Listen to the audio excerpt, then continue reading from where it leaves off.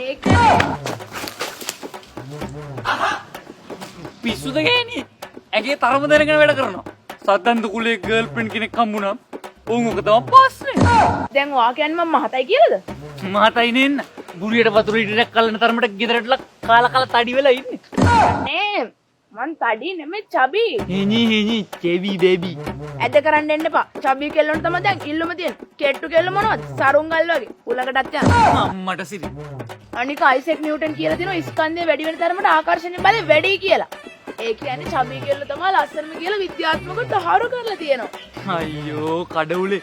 දැන් ඉතින් ආපන්කෝ ආත්ම වර්ණා. චබි කෙල්ලෙක් කවුස ගත්තා කියන්නේ ඉතින්.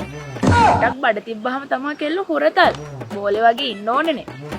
කොල්ලොත් ආසයි බෝල ගහන්න.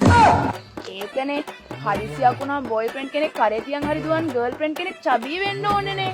මට නම් චබි කෙල්ලෝ කියන්නේ තේරෙන්නේ නැති ටැමිල් ෆිල්ම් වගේ. ඇරියානේ එහෙම කියන්නේ? ෆිල්ම් එක නෙවෙයි සබ්ටයිටල් වලටමයි යන්නේ.